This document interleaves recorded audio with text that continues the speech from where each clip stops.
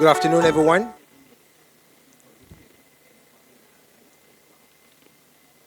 Welcome to the session. My name is Noor Abdi from the Islamic Development Bank. I will be moderating the session this afternoon. First of all, let me thank Manny, DG Manny, for inviting us, and congratulate him and his team for putting together an excellent week of evaluation learning. Okay, for the next hour and a half, we will discuss the role of evaluation in driving impactful change in the context of multilateral development banks. Our session will complement session 6 of this morning, those of you who have attended that session. We will begin with a presentation by DG Manny, who will share insights on how evaluation can be catalyst for organizational transformation. Following Manny's presentation, we will transition into a panel discussion featuring my colleagues from AIIB, NDB, and AIIB, who together will explore the evaluation function's role in MDB's driving impactful change, reinforcing accountability, and facilitating organizational improvements. The panel discussion will last about 45 minutes. Then we transition to Q&A session. Please note this is an information sharing and exchange of knowledge. So we look forward to your full engagement during the Q&A session. And hopefully we will complete or conclude the session by 5 p.m. So with that, Manny, over to you. The floor is yours.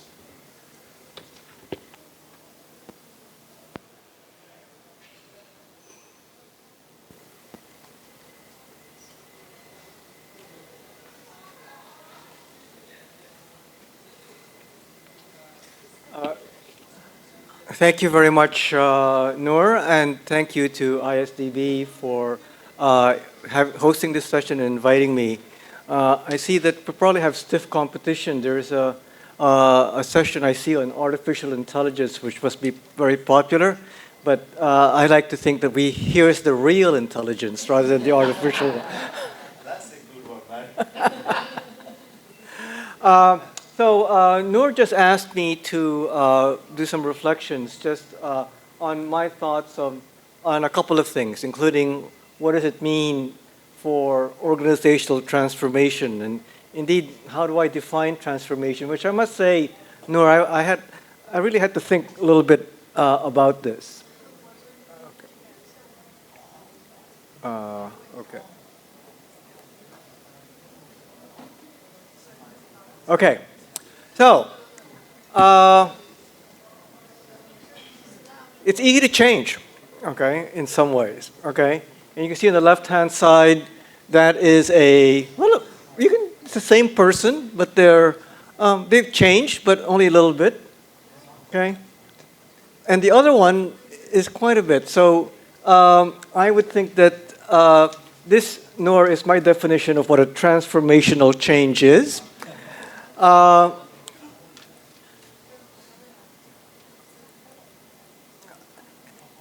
And what does it mean for organizations?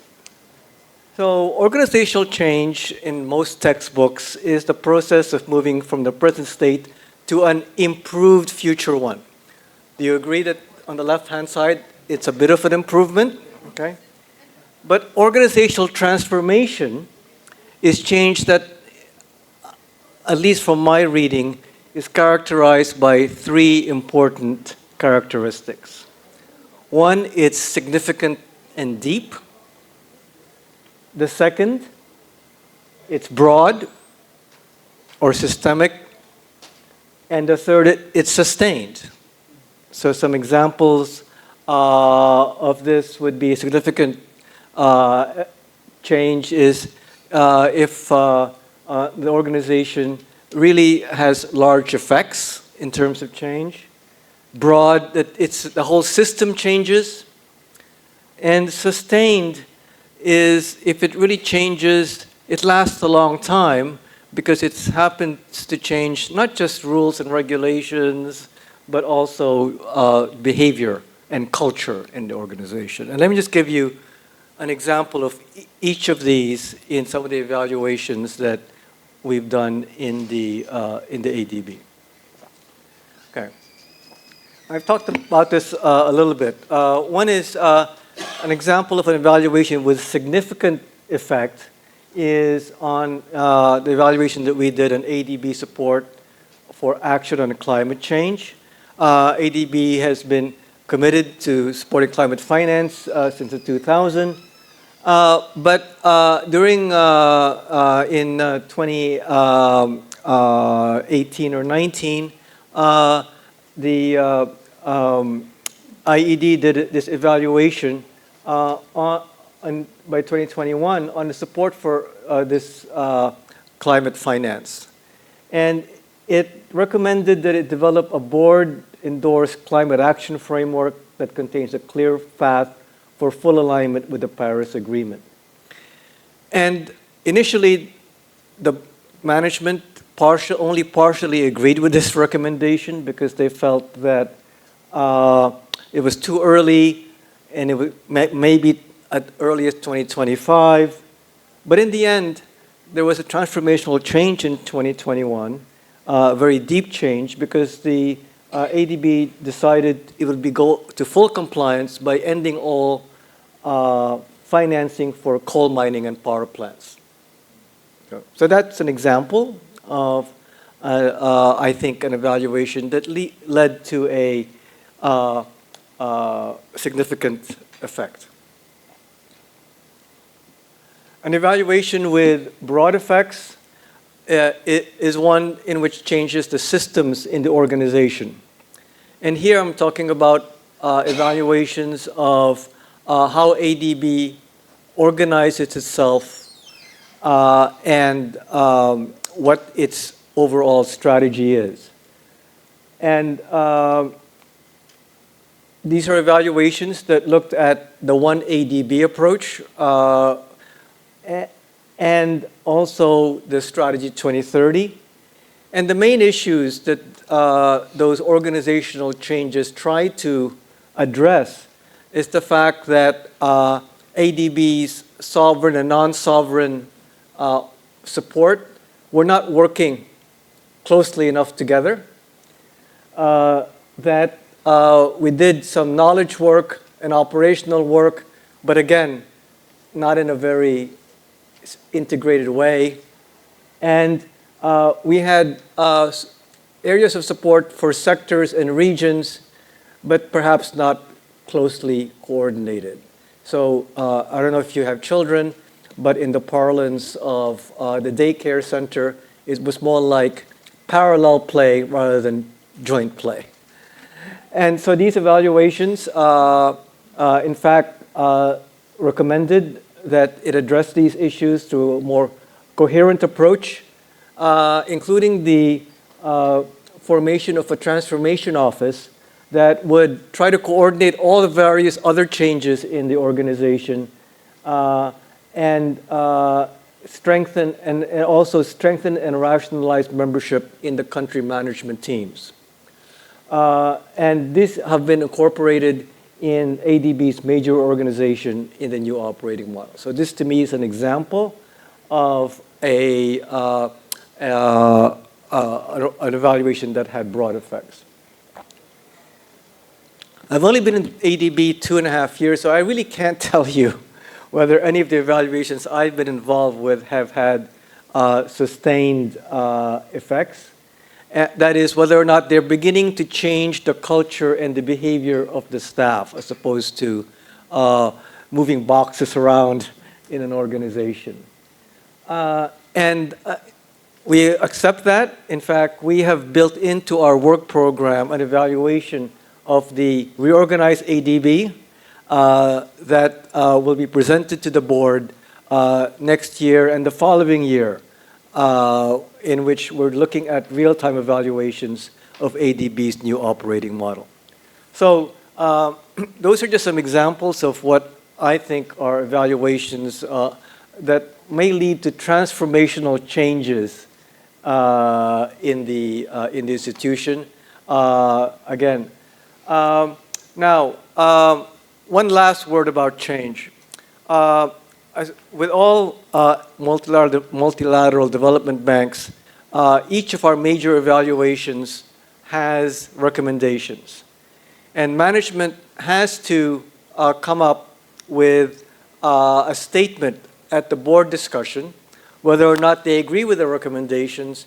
And if they agree, then they have to come up with an action plan that they have to implement within 5 years or less.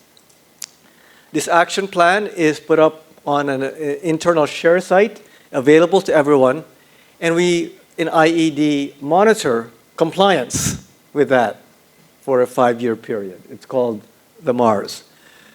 So a colleague of mine, Maya, whom you might have met here, and I looked at, so to us, this is an indication of whether or not an evaluation has had an effect, because it's by definition going to have to come up with an action plan. So we found that over the period, most of the IED recommendations are accepted. And as I said in the last session, management at the board will say, we agree with the IED recommendations that, but then there's usually a very long paragraph, but they have some caveats on that they don't fully agree, but they don't admit that. And they come up with action plans, and over the period 2019 to 2023, about 77% of those. So roughly about 2/3 of all IED recommendations are accepted and fully or largely implemented. So my colleague and I asked the question, what are the characteristics of these evaluations that are fully or largely implemented relative to others? And let me, and we concluded, and this is actually published in the AIIB journal, that there were 4 main characteristics of these. One is that they were relevant and timely, that you have to make sure that evaluations are not just in your work program. Some of us, I think, have 3-year work programs. But you have to try to predict, what topics to put in which decisions might actually be made. Okay? And then you'll have more of a chance of really having an impact that might be transformational. The second is that, of course, evaluations that are seen as well evidenced, the quality has to be really acceptable to our stakeholders. The third characteristic, and it would be interesting to see what the panel hears about this, is that there should be buy-in from the stakeholders. Now, as you've heard it perhaps in a couple of other sessions, there's always this issue in independent evaluation about the degree to which we should actually be interacting with the evaluees, because that might compromise our independence. Our sense in ADB is that you really need to have constant dialogue, but still you need to be able to maintain your independence, because you need to have the facts right, but you don't need to be influenced in terms of your final evaluation on your findings. The other thing about buy-in by stakeholders is that it is, I think you've also heard others say that people might be able to accept difficult news and even really hard recommendations that things might have failed, but they don't like to be surprised by them.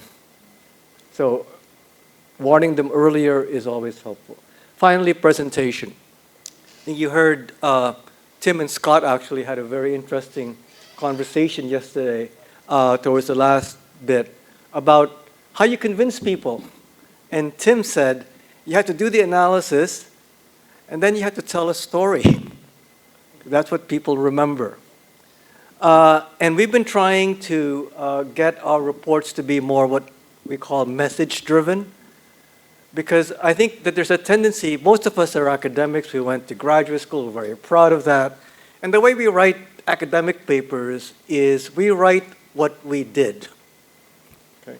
We think that in order to justify our existence, we have to show all our methods, everything that we did. And then somewhere at the end, there would be messages. And what we're trying to do is turn that around, start with the messages, and then ask the question, what is a story that will make people believe and remember those messages?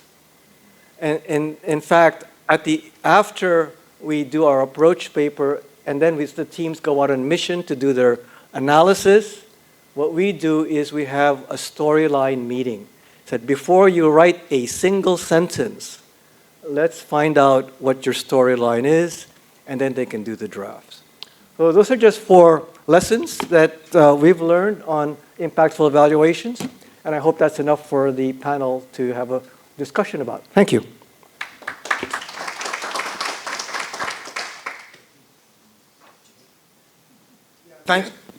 Thank you, Manny, for your insightful presentation. I'm not sure if you're going to stay with us or you will transition to another session. But before you go, a couple of questions. No, I can stay. Yeah, thank you.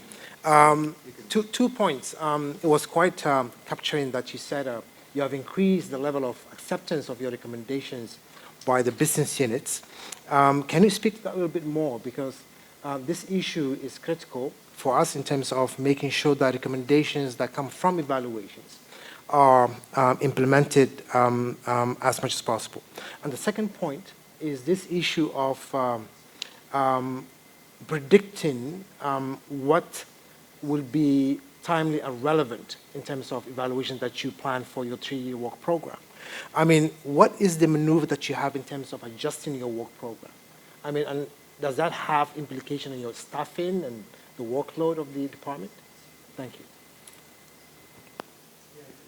On the first issue of accepting recommendations, my only advice is be careful what you wish for. Because as I said,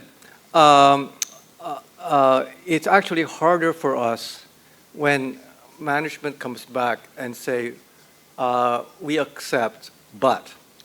Because sometimes, in fact, the board sometimes has said, look, if you disagree with them, just say so, at least we know.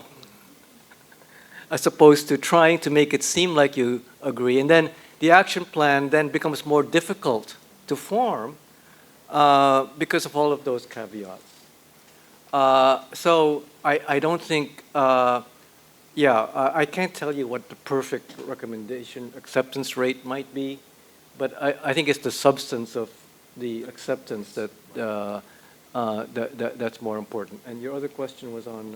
And the other question was on the relevance. I mean, the work program. Right. It's a work part. Because we have a 3-year rolling work program. So we're pretty committed to the first year. But subsequent years, there's a lot more room for change. And we, in fact, do that change. And the 3rd year, of course, is usually pretty open. So this, Thank you so much, Manny, for your insights. Now we can transition to the panel discussion. Thank you for highlighting what I take away from your presentation is the importance of, buy-in from the stakeholders, number 1. Number 2, this issue of relevance and the issue of course, presentation, but also the issue of rigorous of the analysis. So credibility of the evaluation. So let me now move to the panel discussion. We do have folks that are quite tired. They've been on panels since morning. Thank you for joining us. We have Eskender, who leads the evaluation function at the Asian Infrastructure Investment Bank. He's based in Beijing. To my left, we have my colleague, Murtaza, who is the Senior Evaluation Specialist at the Islamic Development Bank. He leads the macro-level evaluation at the bank. He is at the independent evaluation function at the Islamic Development Bank. And to my right, Henrique, the famous from NDB, who is the Principal Evaluation Specialist at the New Development Bank. Gentlemen, welcome. Manny...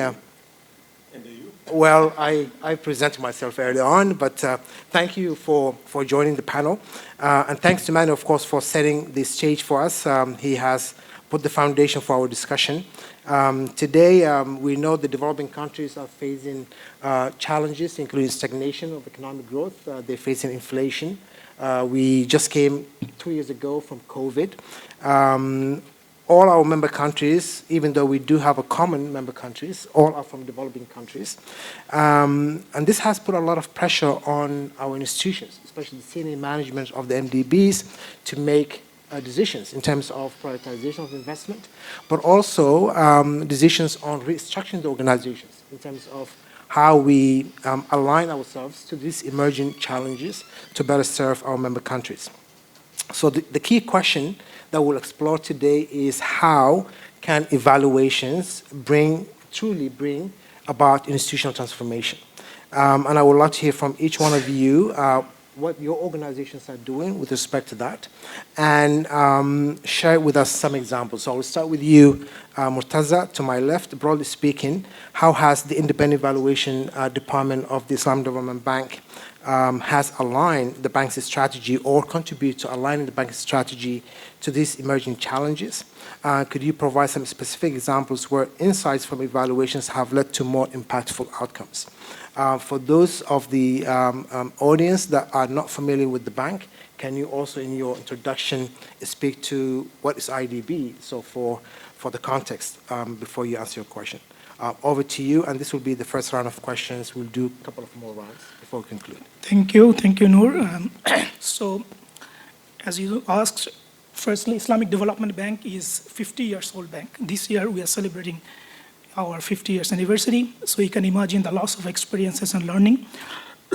We went through the process, and also it is working in 57 member countries. And the bank has like 11 regional hubs across its member countries, 3 in Asia, Bangladesh, Indonesia, and Malaysia. So lots of learnings, as I said that, and also lots of structural changes that we have faced, lots of challenges also because most of the countries are poor countries, so we have to face the realities of those member countries. Independent Evaluation Department of the bank is also like 3 decades old. It was built in early 1990s. And since then, you can imagine there's lots of evaluation that we have done at the project level, macro level. So lots of lesson learned and recommendations also provided to the operations to implement, and that we can see through the improvement in the operational efficiency and effectiveness.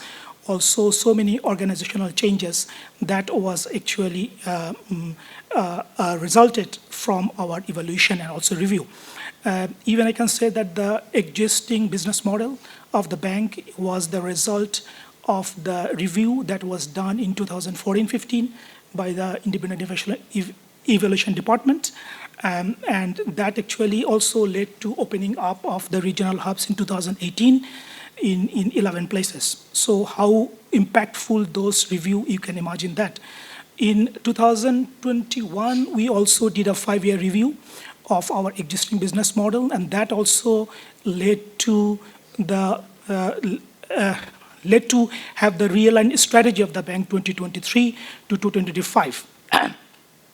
As you know, the bank also have country strategies for its member countries, and we also do midterm review, also the final review of those strategies. And we can actually see that the changes during the midterm and how actually banks reorganize its strategies based on our reviews and evaluation. We also can give an example. For example, last year we did an evaluation of a strategy of a high-income country, and that actually led to a debate that whether we need to have country strategy for a high-income country or not. So bank also had to realign its strategy based on our evaluation. So at the actually project level, we did very extensive level of evaluation. For example, at the entry level, at the implementation level, also at the completion level. So there are so many examples we can give. For example, at the procurement, we can see that there are so many issues in the procurement. When you do the evaluation, we actually find out something, then we reach out to our procurement team, operations team, and we can see the changes that is happening in the procurement strategy of the bank. So this is very important to get that data right at the evaluation, so that data speaks the truth. Also cross-check with the PMU team, also other stakeholders, to get the real data, to get the real evidence. So we have been doing this for quite some time. During the COVID, we also did the real-time evaluation of the operations for the COVID. So that actually led to some kind of enhancement of the operations, like actually whether entry level, those COVID operations were good or not. And that also led to help the operations team to revise their actually operations. So I will stop here for the first questions. Thank you. Thank you, Murtaza. So in a nutshell, I mean, the evaluations that you do feed into both operations and the macro level evaluations. So you had some sort of an impact on the strategy setting for the bank post-COVID. I understand this is the realigned strategy 2023-2025 that you had contribution to in terms of setting its priorities, but also the operations level too. Thank you. I'll go to you, Eskender. Similar question. If you can share with us how because you do have also another function within the evaluation, how do you influence the strategy of the bank, AIIB? I mean, I know it's relatively younger than IDB. What are the approaches that you use? I mean, it's small in terms of size, I understand. Yeah, you are relatively new also to the bank, coming from the World Bank. Can you share some insights as to how you're influencing the strategy of AIIB, and what are some examples that you can share? Yeah, thank you, Noor. I mean, at the risk of replicating myself, being in the 3 panel since the morning, but let me come to, yes, in terms of age, I mean, AIIB is a relatively new institution, but the but is very important, as Mani said, right? As impact, I think probably it's the most powerful and impactful institution, which has over 100 billion mobilization and a AAA rated over 109 membership countries. Actually, your question is right on the spot for us. Now, since the last couple of sessions, those of you who have been here have been talking about project level example. Now I will go to the higher level plain evaluation we are doing actually on the corporate strategy. We are about to complete. We are doing a midterm corporate strategy of the entire institution. We split it into 2, backward looking and the forward forecasting. So what happened the last 5 years? How is the institution doing? How are they capturing all the lessons, learning? What are some of the emerging issues need to be incorporated? So this report will be finalized and presented to the board in September. But in AIIB, actually, we have the opposite problem. The institution's appetite for learning is extremely heading and running ahead of us. They are already implementing some of our preliminary recommendations before even finally the report is being approved. I can give you a specific example.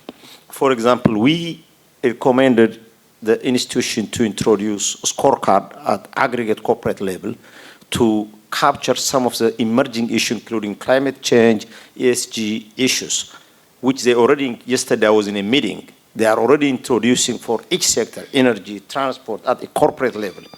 It's the same on outcome indicator. And one area also we have suggested for the upcoming corporate strategy, which is also about to be expired, the existing one next year. So it's really timely, our evaluation. So climate policy-based lending, which the institution, so far as an infrastructure project, we've been financing a number of projects in isolation, like renewable energy, smart city, but now one level higher. So to address the emerging need of our member country, to transition them from low carbon intensive. So we are promoting climate-based policy lending at bigger ticket. So all these recommendations are already bearing fruit. And also, as I said, at a project level, we have a real-time evaluation on early learning assessment. I think pretty much this is maybe the only institution at MDB level which does on the top of validation, on the top of project completion, we do real-term program and project evaluation, which really helped us also to have a very positive engagement with the operations because they see our value addition. How the project at appraisal level, structured, procurement, ENS issue, climate change, has all those really practical issues were integrated. Off-taker agreement, in case of, for example, PPP project, when you have huge energy project, where the private sector investors are building transmission, substation, they have to sell it to the government for the utilities. So how was off-taker agreement? All this, so we came in at real time giving them opinion and feedback, which really we found it very helpful, also bridging the connection with the operation department. Let me stop it for now. Thank you, Eskender. I mean, you have this problem of having high on-demand evaluation requests from the business units, which is totally different from Murtaza's perception, because IDB, you have departments running away from you as evaluator. So it's quite interesting to see that you have huge appetite from... Let me add also one thing. You know, I just joined the institution in May, and we had my first meeting with the MD, because I joined from the World Bank mindset, from IFC, and they said, now we have here a problem. We have huge resource, we have to use it. It's a good problem we have. The unit is extremely informal, there is no resource issue, but the problem, how are you going to utilize this resource? So it's the opposite problem we have. It is.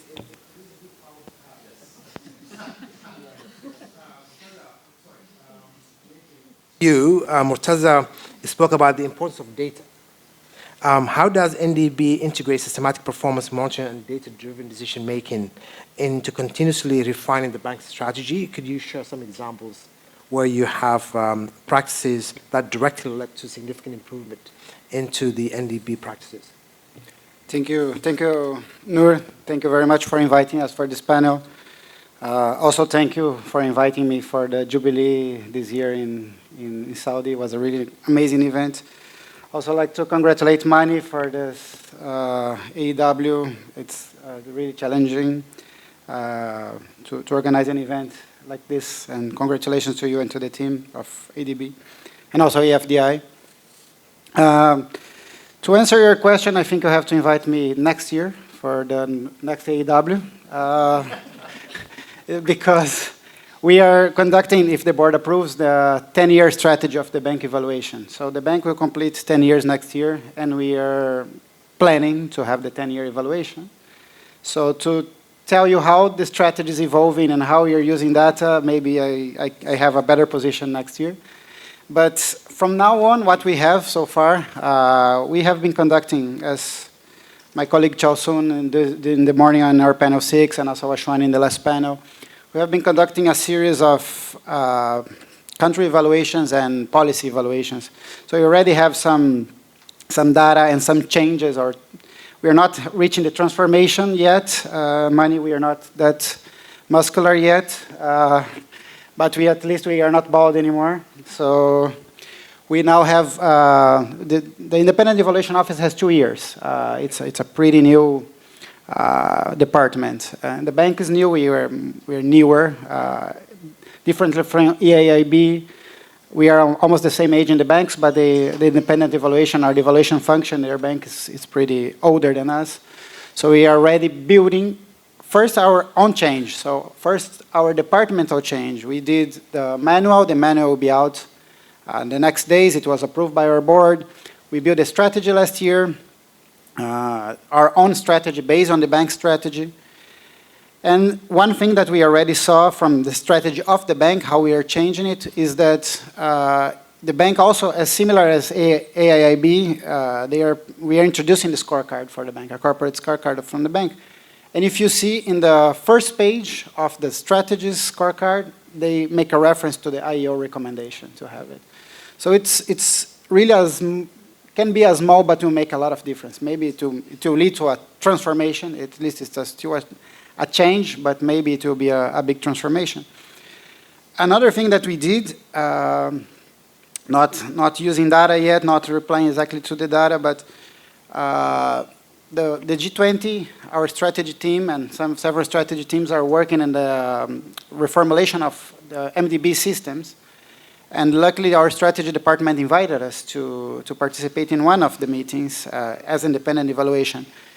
And we made some recommendations, especially for stakeholders engagement, so also touching to some of the many points, like how to engage with stakeholders, how to engage with small communities, how to also vulnerable and indigenous and originary populations, how to engage them in evaluations. And then it will lead to a communique, probably two messages from what we said, especially with stakeholder and minorities engagement during evaluations. We'll be there because if you don't engage them during the project, you cannot have the impact at the end, or you can have, but at least you cannot measure the impact that deeply. So these are basically what we have been doing, slow and small changes, first in our department, then inside the bank, and also if we can leave the message or can take the message to the G20, we'll have a bigger impact. Probably not to be the name of NDB, it's the name of the multilateral development banks, but it's already a small contribution that can be a transformational aspect. Thank you, Enrique. Yeah, I'm cognizant of the fact that the NDB is quite a young institution. Probably next year we'll touch base and we'll talk about data more in depth. But speaking about stakeholders, I think this is a point that also Manny spoke to in terms of importance of engaging stakeholders, both internal and external stakeholders. I'll come to you, Murtaza, on that point of the stakeholders. I mean, we do know that stakeholders have different variation in terms of internal, including the board, business units, clients in member countries as external, and other partners that we work with in terms of evaluating programs. Can you speak to how the independent evaluation function at AIIB goes about? What are the approaches that you use, methodology in engaging with the stakeholders, and which ones do you find more effective? Thank you once again, Noor.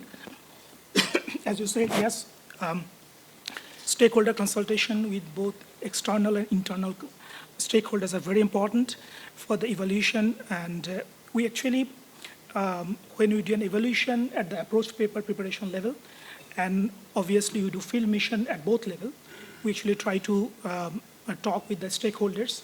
At the approach paper level, we mostly talk with internal stakeholders, and then for the actual evaluation report, we go to the field mission, talk with all kind of stakeholders at the field. For example, PMUs, then contractors, consultant, and also project stakeholders. So what you do, I can actually give some example for actually 5-year review that we have done in 2021. So for the higher level one, we talked mainly with the internal stakeholders, with all the entities of the bank, also all the departments of the bank, to get their actually feedback about their work and all. And also for the country strategy level review, we actually did the same to talk with the internal stakeholders more. I can specifically give an example that our evaluation for the sector level, that really led to preparing the sector strategy of the bank in 2018, because before that there was no strategy, so that really helped. And also for another example I can give, just a few months back, we actually did an evaluation of regional integration strategy of the bank. And actually for that, we talked with internal stakeholders to actually see the buy-in, how the entities can buy our strategy, and how the operational aspects of that, how they are implementing and all. And then we also go to at least four countries in the Central Asia and also West Africa to know the buy-in approach of the government itself, and actually how the projects are being implemented in the form of RCI and all. So that's what we do. At the project level, we try to engage with the stakeholders as much as possible. We actually try to cross-check the information, also the data that we get. So actually, for example, at the data level, we can see that the output has been achieved. But when we go to the field and see actually how it was achieved, how effectively it was achieved, so when we talk with the stakeholders of those outputs, then we can find the actual scenario. And also the main stakeholder from our side is actually the board itself. So board often reach to us to have some demand evaluation, on-demand evaluation, and and that actually shows the how strong buy-in of our department within the board, also within the bank. So that's how we ensure that stakeholder engagement is fruitful within the bank, also within the evaluation work. So I'll stop here. Thank you. Thank you, Murtaza. Because I know I have insights about the bank, I'll do a follow-up question to elaborate on stakeholder engagement with respect to the operations, the projects. So I do understand that there is a process, thorough methodology of engaging stakeholders before you launch evaluation, right? Both internal and external.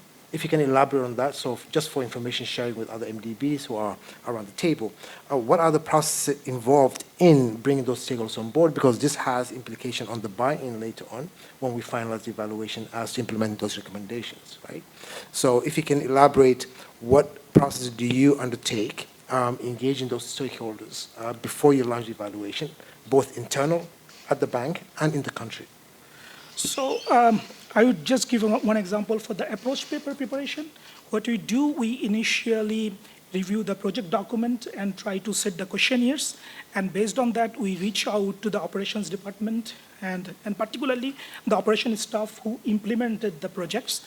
We actually try to reach out to him or her to get the data exactly with specific questions that, okay, how this did not happen or happened, for example, to get the idea at the internal level.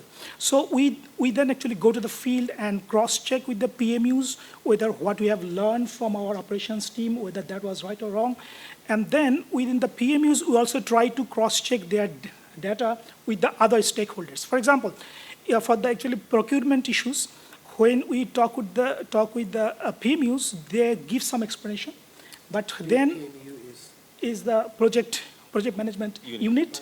So when you talk with them, they give one explanation, then when you talk with the contractors, they give something else. So we actually try to cross-check this, like which one is really have good evidence and good data, which really make the storyline clear. So yes, these are the process that we do usually. Thank you, Murtaza, for elaborating on those 2 points. Eskender, I'll come to you. Can you just also explain to us along the same lines?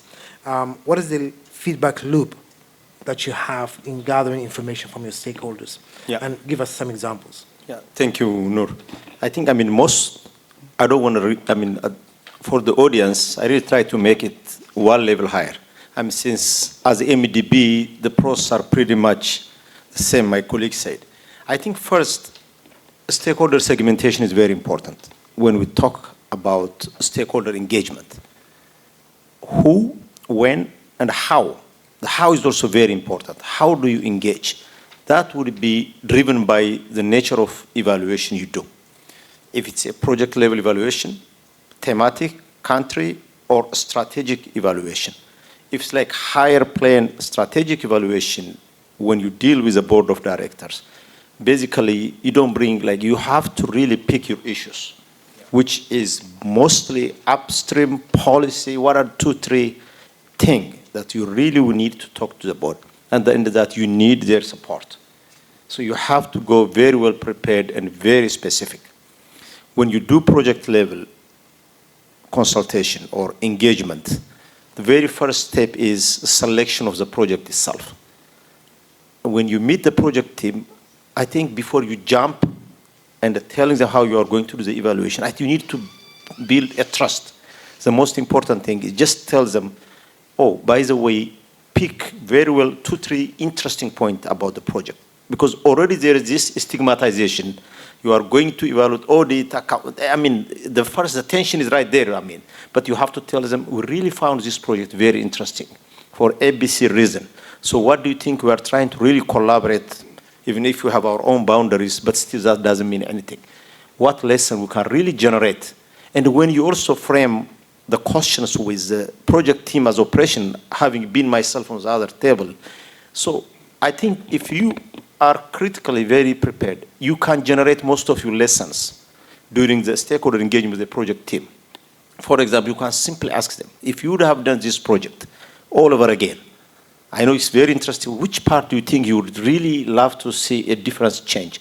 Could it be like project structure, off-taker agreement, or some of the monitoring framework? Is there anything really you want to make it very interesting? You want to change? That means by itself is a lesson we can really capture for the next project.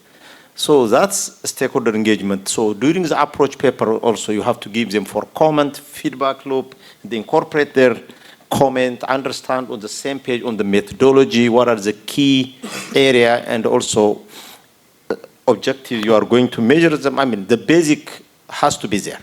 I mean, if you don't agree on the methodology, management has normally the tactic when they come back against recommendations, they question your methodology. You have to make sure you have rigor and a clearly set methodology how you are going to carry the evaluation. Which element, DACA criteria and relevance, effectiveness, what element are you going to look in each part, connect vis-a-vis the objective set during the project appraisal. That's your absolutely entry point because you are holding them accountable. Okay, has this objective has been achieved? That's output. Then the next level is about outcome, right? So you have to make sure there must be clarity on the methodology, how you are going to do it, and give them enough time to comment on the approach paper. Once you have everything is clear, then the next level you have to go also stakeholder engagement at a country level, project management unit or client in the private sector aspect. So, I mean, bringing all this together, I think stakeholder is the most important to bring, as Mani said. What is the ultimate goal of evaluation? It's about influence. How do you influence? Having a meaningful buy-in, because at the end of the day, they are the one who's going to implement all your recommendation. Thank you. Excellent, Eskender. Thank you. Building trust and rapport with the stakeholders to facilitate implementation of your evaluation outcomes. I think that's a good transition. Henrique, how do you keep that? I mean, we do say we need to have independency and we need to bring the stakeholders on board. Isn't that quite challenging?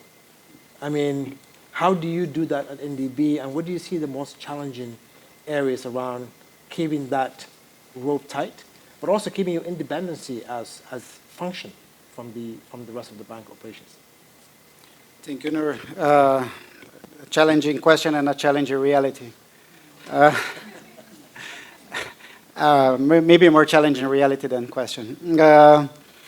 Well, basically everything that Eskender says that what we do as a unit, we try to keep the dialogue with everybody the whole time, the whole cycle. So even before the approach paper, even before the terms of reference, we try to approach the areas and try to approach the key stakeholders. Also, we do some mapping of the stakeholders on the ground. So the mapping, the first mapping is really important, and sometimes we don't have time to do that because the evaluations, we have constraints and timelines and the rush of the board and the rush of the country and the rush of management. So everybody's always in a rush. You have 6 months deadline, and then if you say I need 2 years, 2 years, too much time. So it's a tricky balance. How many time you have to make an evaluation? That's the first question we have to ask ourselves. So we're doing that in 3 months. Then in 3 months we don't do the homework, and then we don't do the evaluation. If we do in 2 years, nobody wants really a 2-year evaluation. And some multilateral development banks, they take 2 years to make an evaluation. So it's a tricky challenge, but we need to do the homework first. So we need to identify the stakeholders on the ground and also engage with civil society. We are doing that in our bank. So when we are evaluating a project in the country, we go and engage with civil society. We did that in some of our evaluations. Ones that Chao Sun evaluated in South Africa, the ones I did in BNDES in the inner of Brazil, NIDI also did ones in South Africa, that we engage with the local civil society and communities. That's really important. Then the second really important phase is inside the bank, inside the institution, that we try to talk to everyone and every department.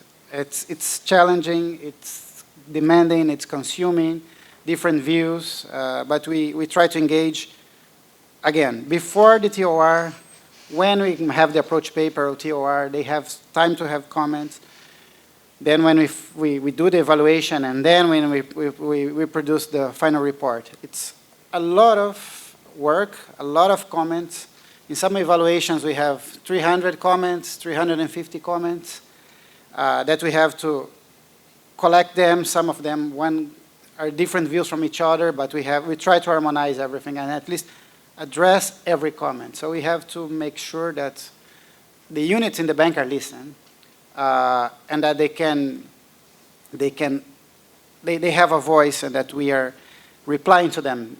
Most of the time it's not what they want to listen, and our reply is not what they are expecting our reply to be, but that's part of our job. And now, just to give one thought, like I'm not talking now as a bank, but as myself. The independence part is tricky, especially for new institutions. We are not a separate unit from the bank. We are not a separate, we are inside the bank. And we are looking for the best for the bank. We're looking for the best for an institution. So we have to have in our minds that we have to work together with the bank, and not only as what we think.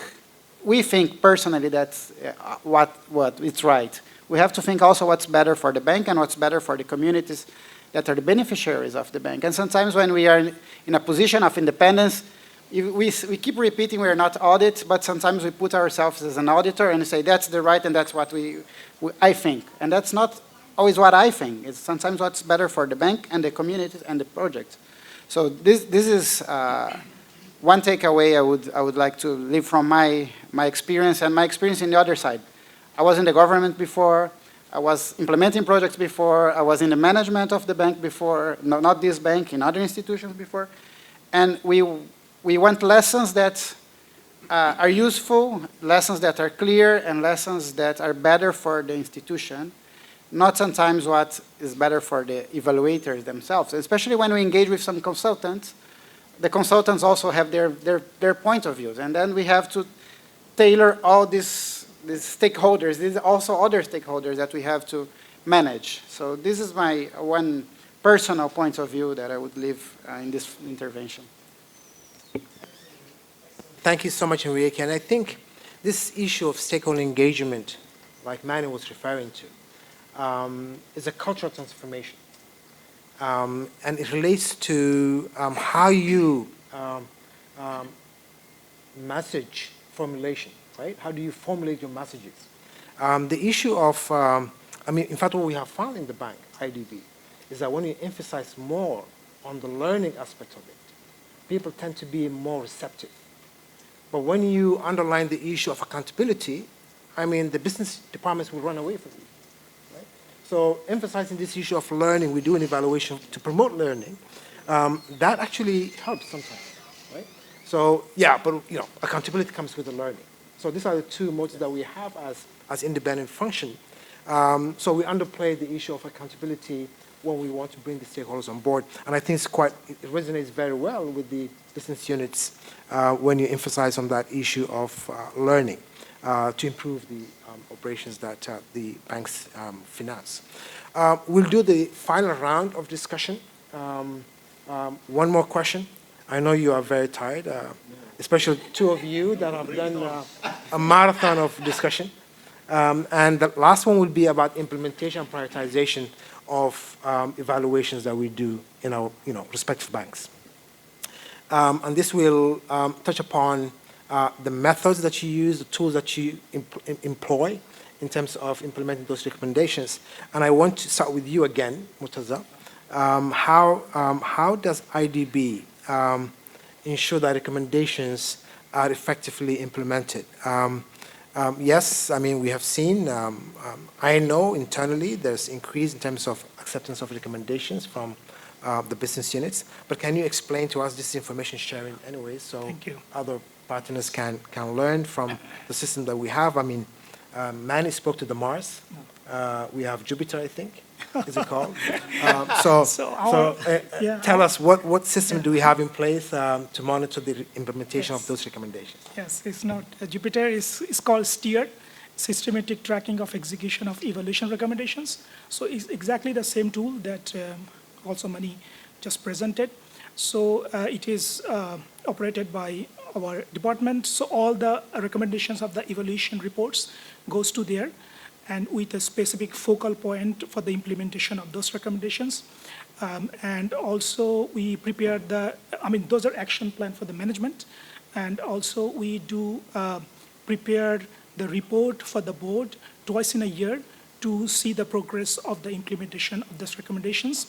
And so it is really on to the operations department, also entities, to make those recommendations implemented. And when it goes to the board also talks with them. So they are really serious about that. So time to time, we also see by ourselves that what is the progress and all. But to be frank, we didn't do any kind of review of those recommendations implementation. That is probably very, very important to check whether those were implemented according to the recommendations or not, to what extent those were implemented, whether implemented on a continuous basis or one-time basis. So we didn't do those kind of review. Probably that's one we can do actually in the future. But throughout the process, I can actually say that throughout the process of evaluation, we do go back to the operations for their response again and again to see how they accept our recommendations.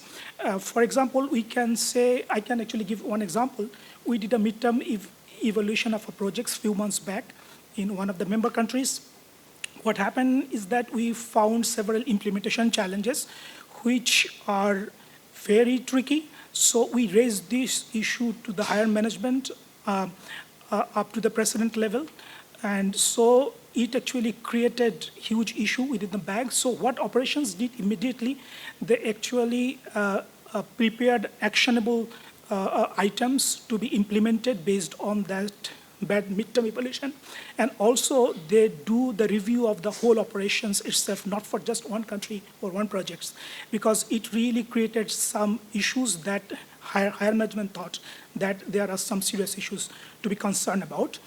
So that is kind of acceptability that we have within the bank about the department and its works. And that is also reflected. I can say that just a few months back, board asked us to review the operational model of the bank and also the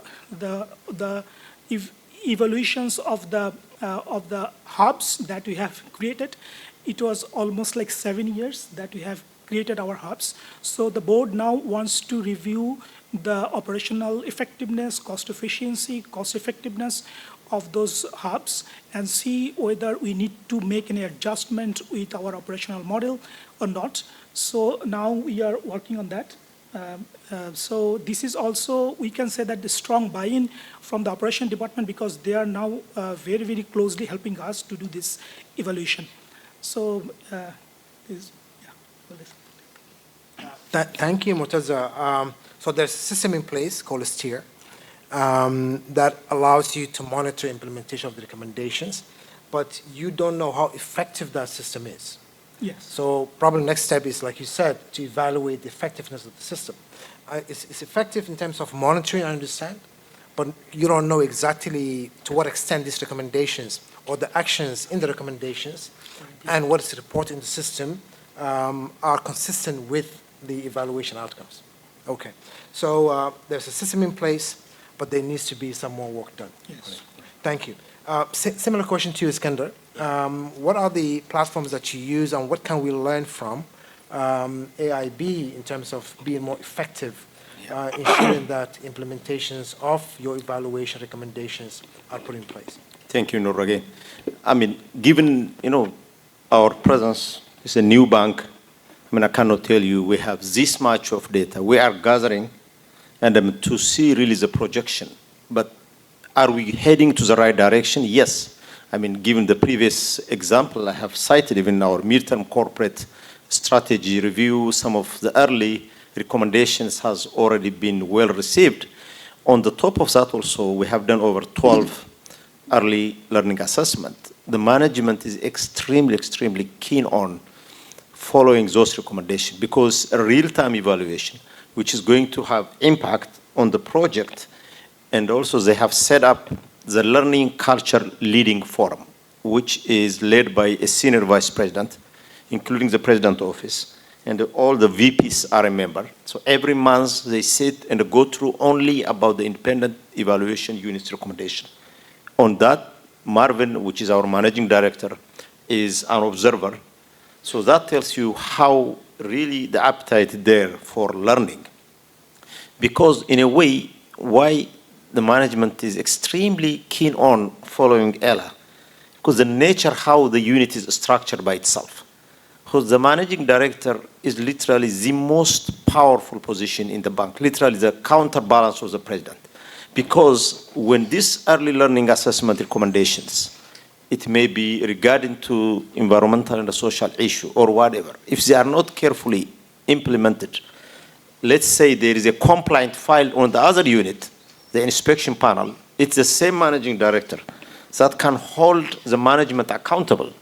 So that's why one of the advantage when you have one MD who has oversight authority on all the three different functions. So he can use the other inputs as a leverage, as a bargaining power to make sure all the recommendations are taken care of. Thank you.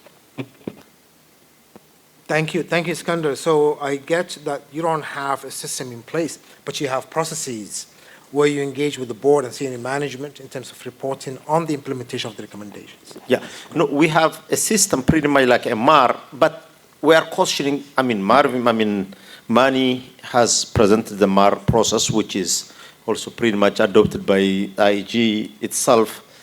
But we are also developing our system. You know, the bank believes in lean, clean, and green, a very simple, trackable monitoring system. Right. Yeah. Right. Thank you. And I think the importance of Mars, or well, not Jupiter, but Steer, is that it puts everything on the platform. I mean, it's like a name and shame type of thing, right? So you have recommendations that are tagged to certain business units that need to be implemented, and everybody sees it. That's one of the advantages, by the way, of having a system in place. Yes. So even if you don't know how effective it is, you take people to task in terms of having recommendation displayed publicly. I mean, when I say publicly, I mean inside the institution. So everybody actually has access to it. So over to you, Henrique. I mean, I know your institution is relatively younger than the rest of the folks here. Do you have something that similar to the Mars, or a monitoring system that you monitor, constantly see what other recommendations have been implemented and keep track on the progress? Thank you, Nur. Yeah, we don't have Mars and Jupiter, but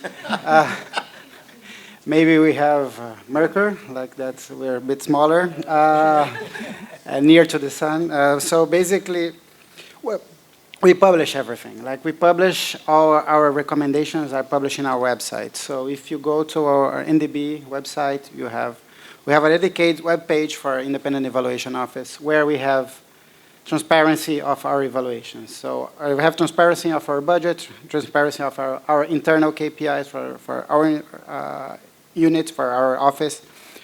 We have our evaluations, we have our approach papers, we have the final reports, we have these lenses that we've been talking this morning, we have infographics, so everything's there. Of course, since there's some information that shouldn't be publicized, the board of directors deciding what shouldn't be there, what should be there. For example, we made an evaluation in private sector. We couldn't publish the names of the companies that were benefit from the project because of confidentiality. Some annexes of we produce also, we don't publish sometimes, depends on the context, if there's sensitive information for the bank, for the country, for the beneficiary. So we tailor it a lot. But we have everything public outside. Inside, of course, the teams can listen to that, can see, can enter there. But the final report are circulated to every stakeholder inside the institution. We have this independent interdepartmental working group for evaluations that we share everything with them, everything we produce. They have also, they can recommend on our working program, they can recommend on our evaluations, they can recommend in our strategy. It's really participatory approach internally, and our reports are public internally. The bank is implementing some systems, some internal systems that everything that we produce will be there as it's outside. But so the difference between is outside and inside is basically zero. Inside, of course, all the annexes, all the names are there. We have full disclosure internally. It's a fact. And as you said before, learning is a goal. Is the key goal we have inside our unit, our organization, our office.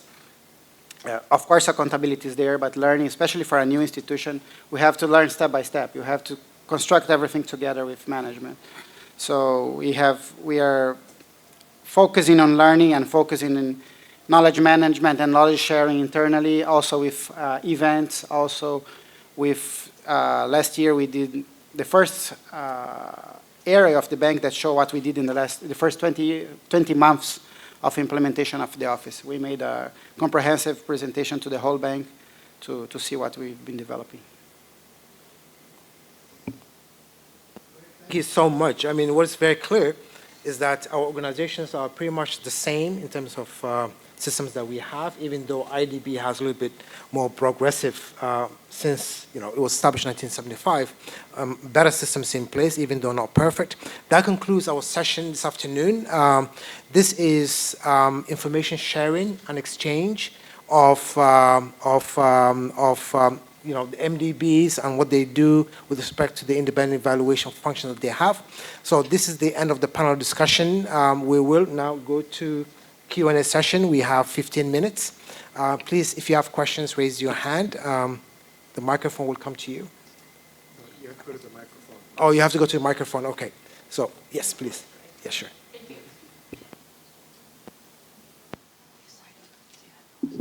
Thank you for giving me the honor to be the first one to answer questions. My name is Hua Xu. I'm a procurement specialist from AIIB. So really thank you for AIIB and also different banks to hold this discussion. It's very insightful and also kind of very beneficial for me. My question is to Mr. Mortaz, right, from AIIB. And you mentioned a very good point regarding your evaluation. You also kind of touch base with the procurement. So procurement is my field. So I'm interested in knowing what is your metrics and also what is your methodology and also to kind of evaluate a project procurement, and is that similar to the kind of methodologies from the OECD regarding the efficiency, effectiveness, and also relevance and sustainability, or since procurement is very detail-oriented, right? And when the project is completed, my understanding is most project evaluation will be based on the big picture of the procurement. So you also mentioned that you did interview kind of the contractors and also the PMUs regarding the contract implementation. So I just like to know kind of the general kind of methodologies and also metrics for you to evaluate the project procurement. Thank you. Thank you. And which organization you work for? NDB. Thank you so much. Excellent question. So should we take more questions? Then we go to, okay, please go to the microphone.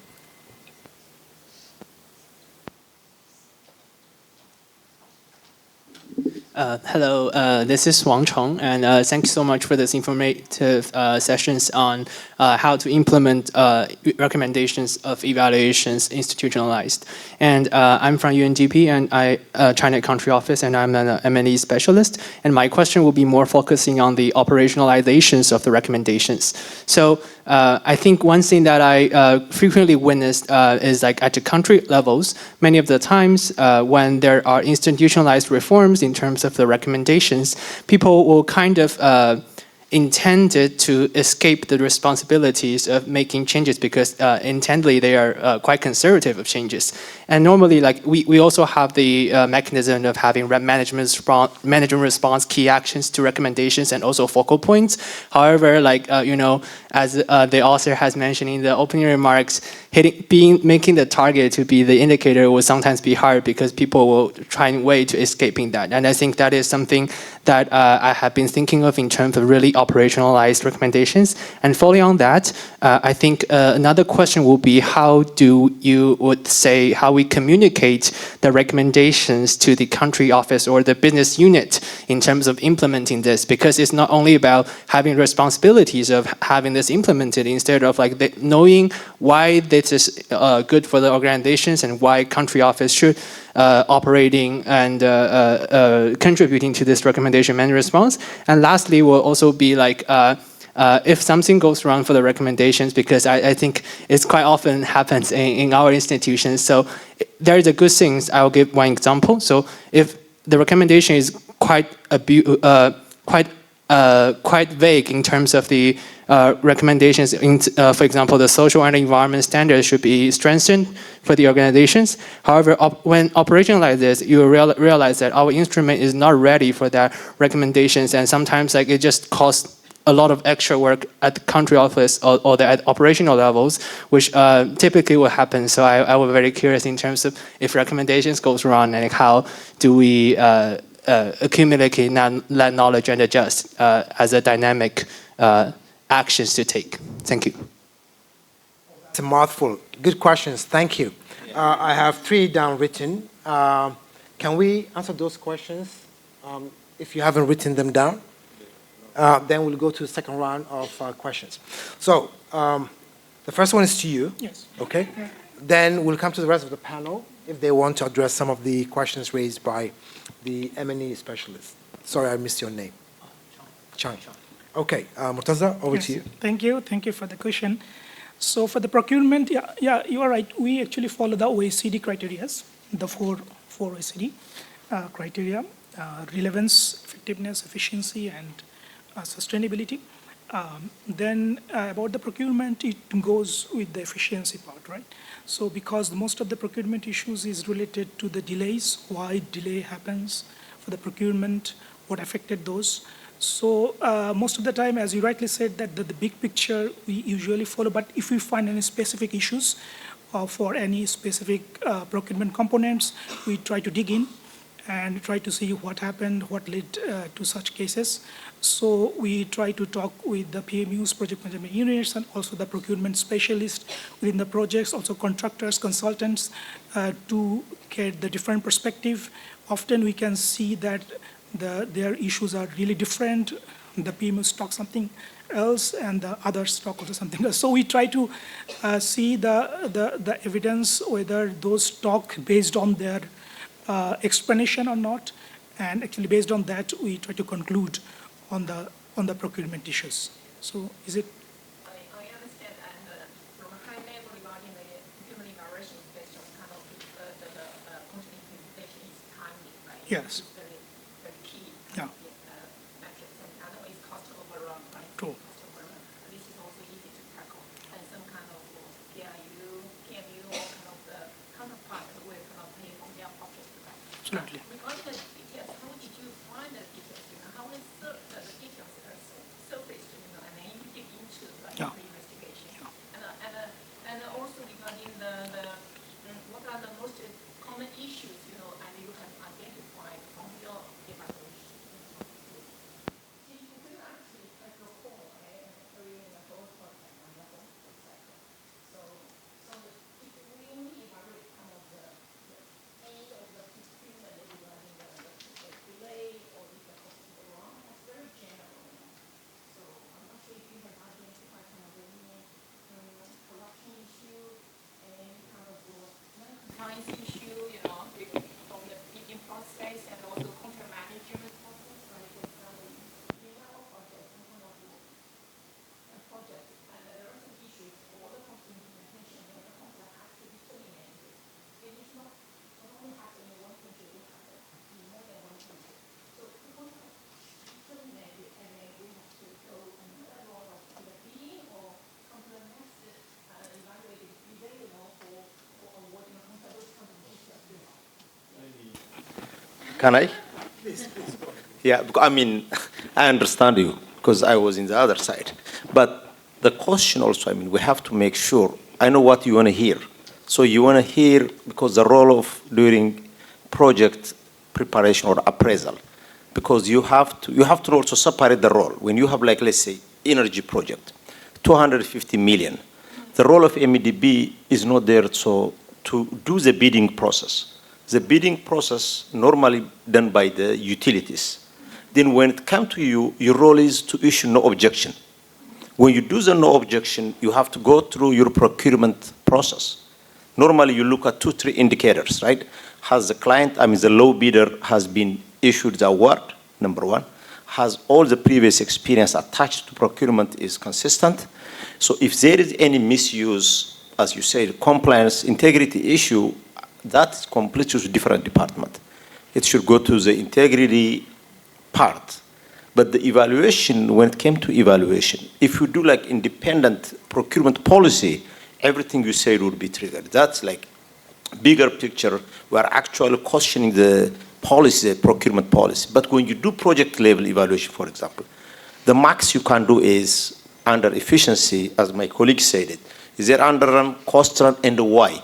But you cannot go dig and say, how was the bidding process? And if something triggered, you'll flag it to the next level. Please, maybe. Yeah, can we, sorry, yeah.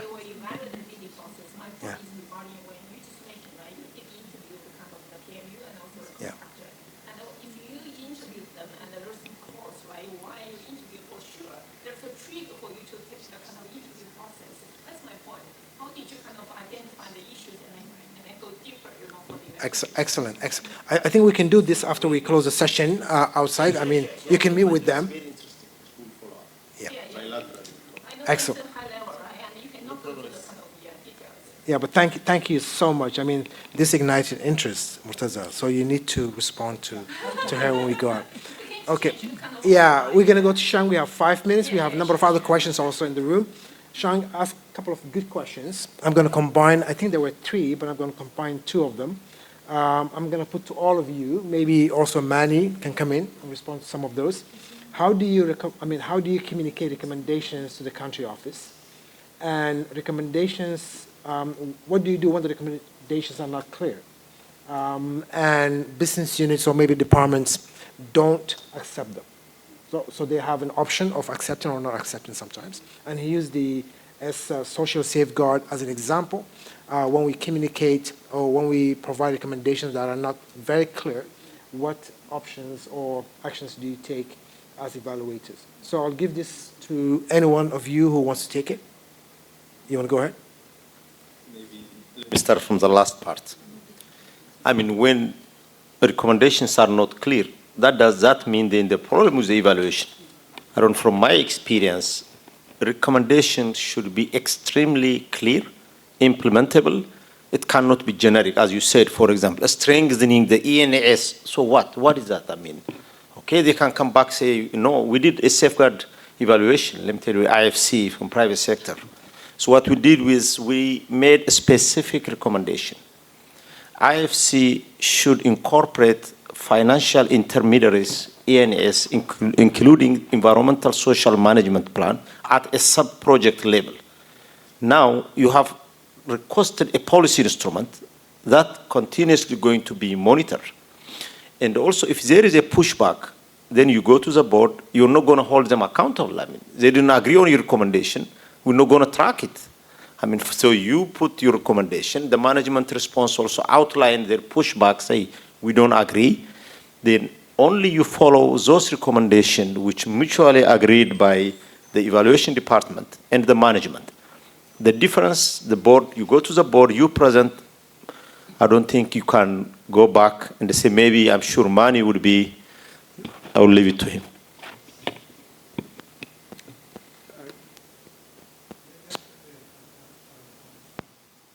Just quickly on this point, as you said, Eskender, the recommendations that evaluation departments present have to be clear and actionable, but they can't be too detailed because that's a management prerogative. In the end, management, so the recommendations have to be clear on what the objectives are. They have to be based on the evidence you've presented, okay?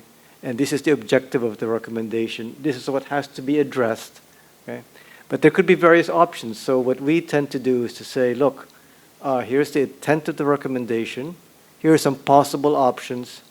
Management has to be the one to decide which of those actions they take place, or just to come up with new ones that are in the spirit. And that's what's recorded in the management action record. Just give me 15 seconds. Yes, exactly what they said. What we are also doing, we are trying to see what's the most critical aspects or the most critical aspects of that evaluation. And we are recommending, giving some examples of what management can do, what management cannot do. So, and then it's up to management to decide what they will apply or not and how they will act in that or not. So usually we have recommendation, have some examples of what can be done. Thank you, everyone. Chang, I think your other question of how do you communicate the recommendation to the countries have been already answered in their responses. So we'll go to this side. Let me go with the lady first. Yeah.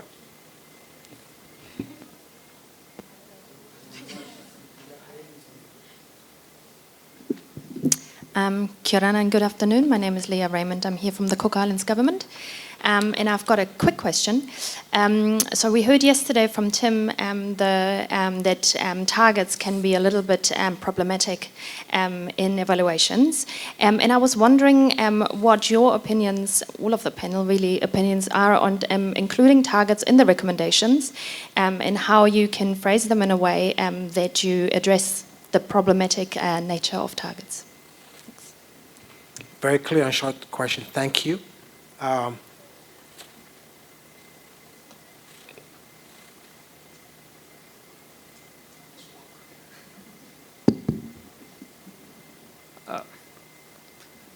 I'm Ibrahim from the Maldives. Yeah, my question is, I understand that there are no universally accepted standards when it comes to evaluation, guiding the evaluation, yeah? And also what we have learned from yesterday is that some of these, evaluators or associations or societies, they are developing their own standards, they're in the making, and also the code of ethics, yeah?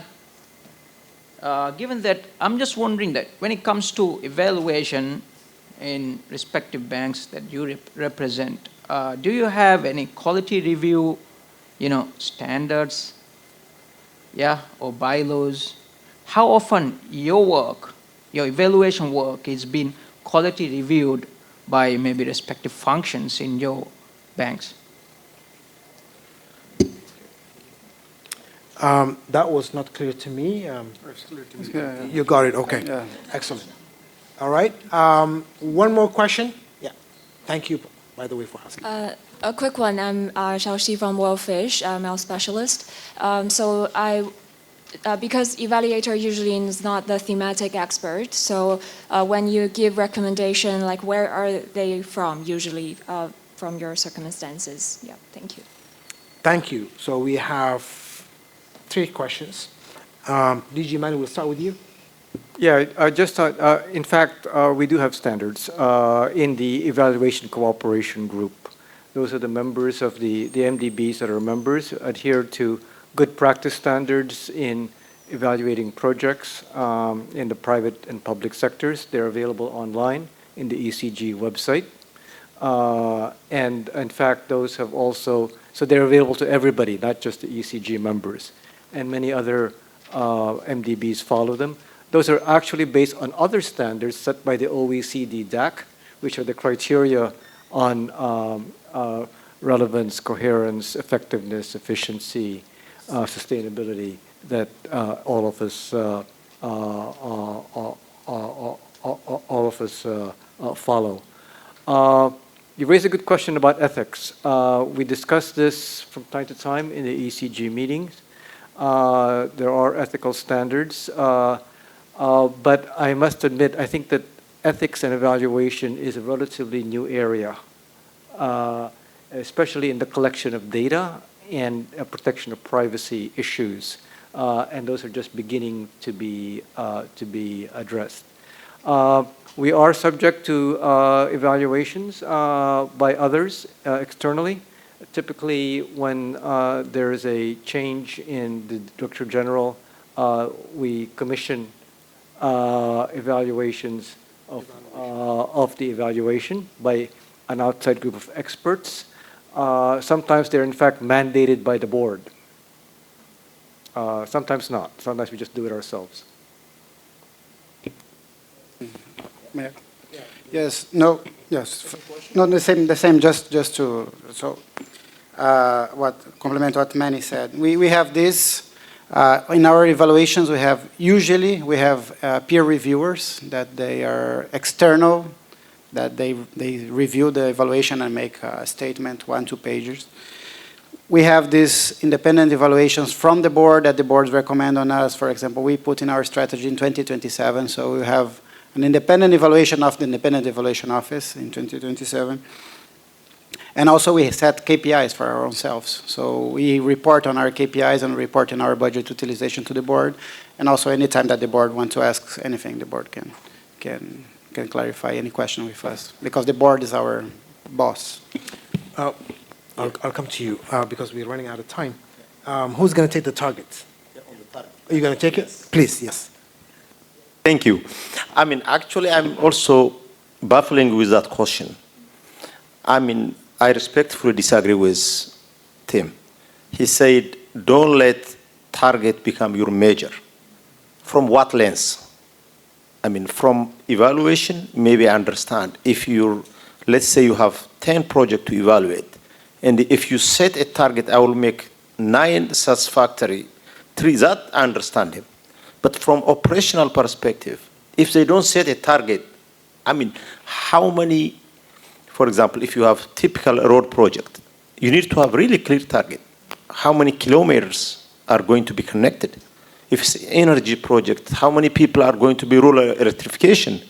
How much access to energy? Otherwise, I mean, where is the benchmarking? So I'm still baffling to understand that myself. Thank you. Manny, you want to shed light on that? Yeah, no, so I agree with Eskender that setting targets is the job of the institution that we're evaluating, not the evaluator's jobs. Tim gave some good advice on how to do that. Don't set targets that are easily manipulable. Don't set, that can be, that you can have indicators but not necessarily targets. It's an art. But those are what institutions do, and evaluation departments do not set those targets. Or we can recommend actually that they set the targets. We don't set them ourselves. Thank you so much. Can we get a round of applause for the panel members?